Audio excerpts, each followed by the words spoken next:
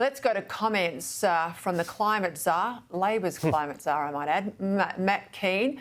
He's taken aim at the Liberal Party in a piece for Crikey today, arguing that they deserve to keep losing, he says, until they decide to change course and get back to net zero by 2050. James Morrow, I mean, this is an extraordinary broadside. The former New South Wales Liberal deputy leader there, of course, former treasurer, the bloke who wanted to shut down the coal-fired power station that Labor have had to keep going to keep the lights on in your state. He still thinks he's got factional control. You'll tell me if he does or he doesn't. But, I mean, this is extraordinary what he's done today.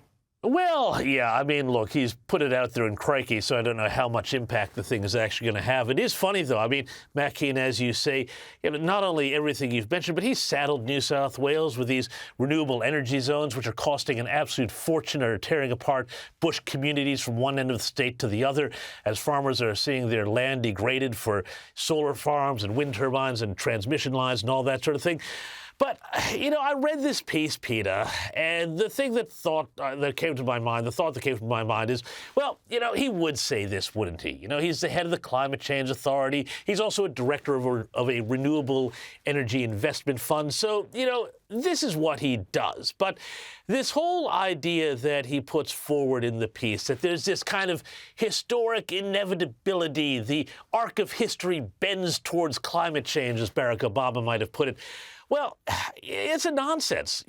He's acting like the Liberals are the ones who are... He's supposed to be an independent chair. He is supposed to be independent, but, he's acting like this is some inevitability when he's ignored, and that the Liberals are being left behind, but he's the one, Peta, being left behind here, because the rest of the world is looking at this whole idea of net zero by 2050, realizing it's a disaster, changing policy as much as they can in Europe, elsewhere around the world. The idea that Australia, that Labor, that Matt Kean is still wedded to this idea of net zero by 2050, like it's physically or economically possible without it being an economic disaster, he is the one who is going to wind up looking like the dinosaur. Let's stay with this issue, James. Go to revelations in your newspaper, the Daily Telegraph today, that at least 5 foreign governments have got their noses in the trough of taxpayer money. This is in Chris Bowen's capacity investment scheme. So it's a fund to back in renewable projects.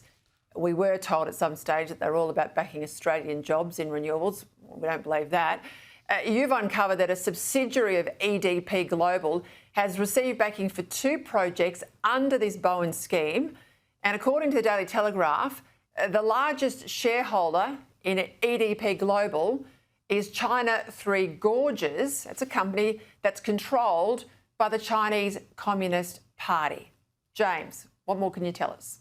Well, and to be honest, Peta, this is Belt and Road by stealth, one way or another, and these are not the only projects that we've uncovered that have links to companies that are owned by the Chinese government. And for people that don't understand, or national security experts say that if a company is owned by the Chinese government, it can be controlled by the Chinese government. And so what China has done very strategically here, keeping in mind everything you said in your editorial off the top, is basically circumnavigate any of the normal checks.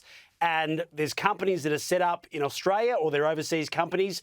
China invests in them directly, or they provide them loans, or they provide them equipment for these large-scale projects, and they've managed to get their way onto the capacity investment scheme, as has a company owned by the Malaysian government, as have international superannuation funds. And what taxpayers are funding is 60 of these projects right across the country, where the government, or you and I, will basically underwrite them for at least 15 years. And what happens is, if they lose money, we will underwrite part of the cost. If they earn money above an agreed revenue ceiling, they'll have to pay some of that back. But it's the deal of the century. It applies to 60 projects. International governments and companies have realised this, and they've all hitched their wagon to Chris Bowen's scheme. And the worst part about it is it only applies to green energy. Now, as we both know, we desperately need more gas in this country. There'd be an argument to put gas onto this as well. Doesn't apply. It's green energy, wind, solar, battery only. And if you're good enough to get involved, I'll tell you what, Peta, it's going to be the deal of a lifetime for the next 15 years or more. It's like that horrible pink bat scheme of the Rudd Gillard era on steroids. I mean, we're talking about billions of dollars here. And we don't know. We don't know how much. It's all commercial in confidence, Peter. No, because that is exactly right. You were right to make that point. We know it's billions. We don't know how many billions, because Chris Bowen, like everything, is not giving us the financial detail. I'll go back to those left-wing Liberals. I like to call themselves moderates, James. Let's call them what they are. They've now said they're going to go to war over migration, right? Andrew Bragg, you remember, said, if net zero happens, I'm going to quit. Well, he hasn't quit, unfortunately, for poor old Liberal supporters. He's still there. Now he's saying a new red line in the sand. If they go down the path of migration, cutting overseas migration, they'll be held to pay over my dead body. Well, today you've got a report out from the Institute of Public Affairs warning that mass migration is driving a huge decline in our per capita economic growth. So Bragg's a clown. He threatened to quit before, or he didn't. He's still there. I'd love to see him go anyway. But what do you make of his new red line? Well, I just think it's ridiculous here. I mean, there's so many problems with his position. The first of all being, moderates say, we have to meet the voters where they are, to change our position to meet the voters where they are. Well, on this, voters across the political spectrum think migration is too high.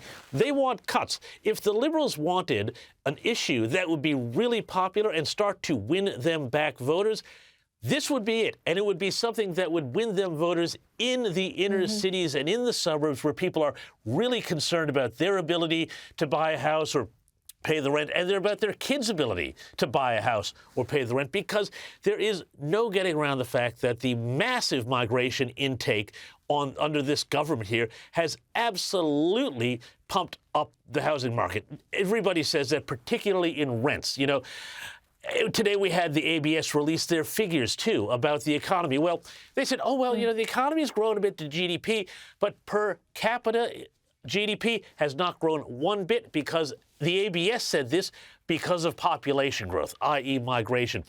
This is the key number one issue right now, because we are seeing the economy being shallowed out, capacity being shallowed out by this massive influx of people. Only, I think, about 12% of them are actually skilled. A lot of them are here on these dodgy training college migration agency bridging visas. But this is a massive, massive issue for the Liberals not to jump on this. And yet we hear not only Andrew Bragg, but other moderates, Peta, they're saying in the party room, we don't want to use the phrase even mass migration because that might be demonizing. Well, that's what it is, though. And you need to call things what they are. And I'm afraid, the moderates, they really feel like they don't want to actually win.